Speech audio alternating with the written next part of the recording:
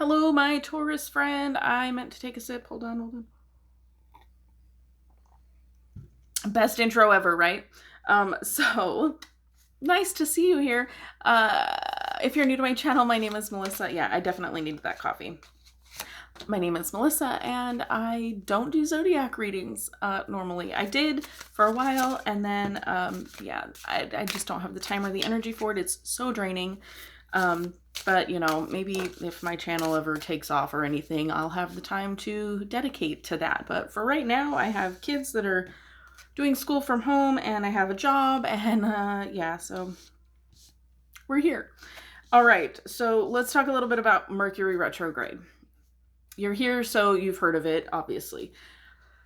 I have a different take on what Mercury Retrograde is all about. So for me, the way I see it, the way it's shown to me is Mercury Retrograde is a revisitation. It's an opportunity. I've done a video on Mercury Retrograde. I think it's in the Metaphysical Monday playlist, if you want to go check that out. It's been a long time, so I'm not exactly sure where it's at. But for me, the Mercury Retrograde is an opportunity for you to revisit something that you either haven't healed from or that you need closure on, or something that it's a second chance. That's what it is to me. That's how I see it. So it's all about the re-words. So revisit, rejuvenate, refresh, reassess. Why are my kids so loud? I don't know. So this is what we're going to look at. What's coming back for you? That's why they say things, like your ex is going to text you, or you're going to get in contact with someone from your past. It is bringing the past to the present. That way you can do something about it, because I'm willing to bet that if this happens and somebody from your past or something from your past comes up again, there's something that you didn't take care of. That's what this is about. Yes, it does affect communication and technology and that kind of stuff too. But as far as your physical world, it's a different scenario. So if you're here, let's see what's going on for you. While I was shuffling, we had the King of Wands, the Ace of Swords, and the Eight of Cups come out. I feel like this retrograde is maybe about a person. Oh my god, very similar to Aries, honestly. A person that maybe you you learned some truth about and left behind. So here is our King of Wands. That's very much out of focus. Our Ace of Swords, which is, information, new information, learning something. And then we have the Eight of Cups, which is usually about walking away or taking a new path, leaving something behind. What I'm seeing here so far is a person, a masculine energy, somebody, possibly somebody like in the creative realm, or maybe they're just sneaky creative, from what it feels like here. Someone. Now this could be you standing in your power and being firm with your convictions. It very well could be. But what I'm seeing, whether it's you or the other person, is an insight, a knowledge, some kind of new information came to you, or them even, but it caused a retreat, another retreat. This Eight of Cups is about walking away and leaving something behind that you've invested in. You've invested in this. You invested in this person, and I just feel like a good other visual for the Ace of Swords would be like a light bulb over someone's head. It's like an aha. There was an aha here. So let's see what else we can get here. What does Taurus need to know for this Mercury retrograde? We have the Star. Eight of Swords, Ten of Wands. Yeah, this is not... So I feel like this, whatever comes up for you regarding a retrograde is something, yeah, and I'm definitely feeling like this is something you left, not somebody else leaving. That's what I'm really drawn to, that, because it's more about you finding your own. I want to say two different words that are not really the same: hope and peace. They're kind of the same, I guess. It's you finding your inner worth, your inner peace, and a new hope for you. Uh, so you're kind of taking on this burden alone. You've walked away, which I feel like was a lot of emotional investment, that you're kind of leaving behind, and you're choosing yourself. I'm really getting that you're choosing yourself. Now, I would be cautious of over isolating yourself. Um, I feel like you're kind of, it's a self-imposed isolation. It's you could be deciding to be alone with your thoughts. It could be that your overwhelming thoughts are keeping you from experiencing things. Um, but we have the Ten of Wands here too, which is a burden. So I feel like that isolation is a burden to you. It's not necessarily going to help you find that inner worth, that inner peace, and that hope. It's not going to help you move forward. I feel like you're kind of stuck in this, like, I've already left this situation. I've already, like, I know I have a clear insight as to what I don't want, but maybe you're still struggling with what you do want out of the situation. What are you learning from the situation? Are you learning from the situation, or are you just overwhelmed and burdened with trying to figure out the situation? Are you stuck in your own thoughts, in your own mind, going, I know I have self-worth, I know I have value, I know I can be hopeful, but do I really feel it? Or are you allowing those external circumstances to kind of push you down? So we want the star energy to emerge. We want you to feel the hope. We want you to feel your worth. We don't want you struggling with that part. I feel like the first step of recognizing that what you don't want and what is not for you, and then the second step of putting up that boundary, those were all done. And I feel like for you specifically, that was the easy part. And for a lot of people, that's the hard part.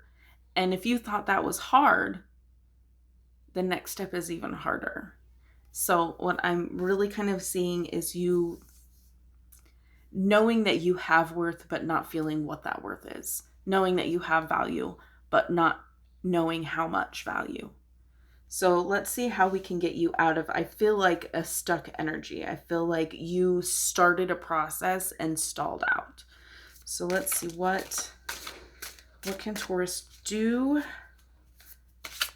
to locate or learn their self-worth, their power. Actions for Taurus to do. The Magician and Justice, two major arcana cards. The Magician, obviously, you have to get in tap with, tap in. I guess they combined. Anyways, so the Magician, it's tapping into your own power. It's also about, if you think about a magician and you think about doing spells, you think about spell work and magic, there are ingredients. Now, based on what type of magician you're embodying or portraying or trying to be, those ingredients will change. For a lot, what I am kind of tapping into currently is more on the chaos magic side, where it's more about intention and the ingredients matter a little less. That's very generalized. There's a lot more to it than that. But the ingredients that you seek, you need to know what those are before you can start, gathering. So you need to know what you're looking for before you can start looking. And I feel like you maybe jumped the gun on whatever the situation was, which I'm not saying you left too early necessarily. I'm just saying that whatever you learned triggered something in you, but you didn't have time to prepare. So I feel like you're kind of, the reason you're stalled is because you were unprepared.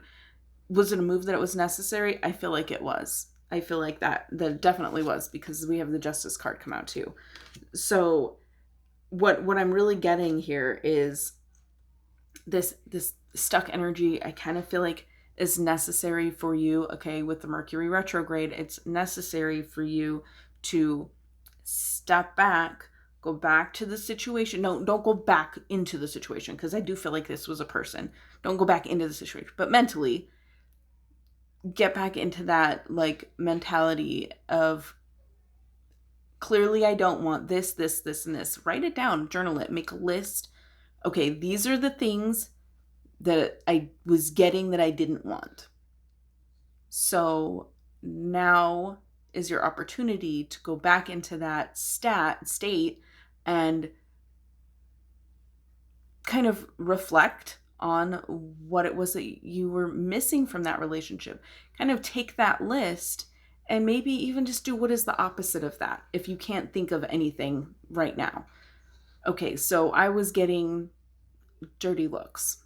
Let's say it was a relationship and the person would just give you dirty looks when you walked by. It could be a roommate, just you were getting dirty looks. So you just put the opposite. You want somebody who smiles.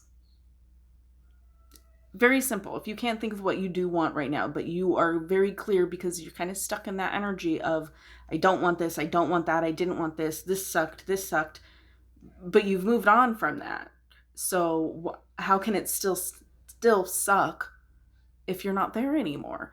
So it's kind of getting yourself out of that, lifting yourself out of that, taking a bird's eye view and a new perspective on what ingredients were missing that I now need to go look for.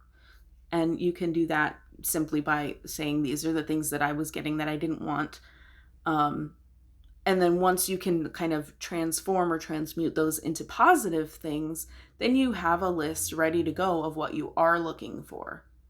And once you get in that mindset, you can start to see other things that would be nice to have.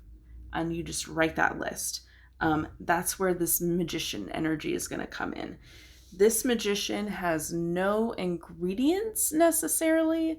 I mean, symbolically, she has the sky. Oh, my finger's not in front. She has the air in the sky. She has the water right here. She has earth, and she has fire, both in the wand and the sun, honestly.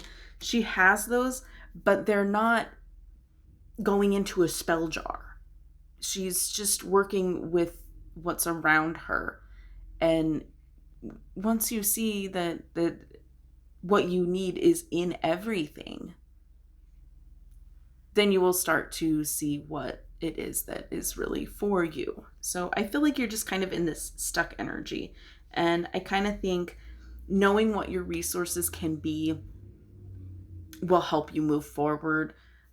Knowing what you deserve, because the justice for me is about getting what you deserve, whether that's positive or negative, and you get to decide what you deserve. If you feel like you deserve a shitty relationship, you're going to get a shitty relationship. If you feel like you deserve 100% of somebody's attention, then that's what you're going to get. You're going to get what you put out, what you put out as an expectation. People will treat you how you treat you. So it starts with you recognizing your own power, recognizing what you need as well as what you want from this relationship. Didn't want it to turn into necessarily a relationship reading, but that's how it's coming out. But I feel like this could be that whole like ex texting you situation. And I'm sorry, but it's necessary for you to move on. And that's how I see the Mercury retrogrades anyways, is about something coming back for you to revisit so that you can work through it, so that you can move forward. Mercury retrogrades are not bad. They suck. It sucks to go through it, but guess what? It's just going to keep happening until you fix it. It's like Groundhog Day. Until you get it right, it's just going to keep coming back for you. So, sorry, plants, it's windy outside. But that's what I have for you for Mercury retrograde. I hope this helps in some way. I want to recommend that you subscribe, but if you're around for zodiac readings, that's not something I typically do on the regulars. So check out my channel, see the other stuff that I do before you decide to subscribe. But I'd love to have you, and I do all kinds of other crazy shit. So I will see you in the next video, hopefully. Thank you so much for watching, and have a blessed day.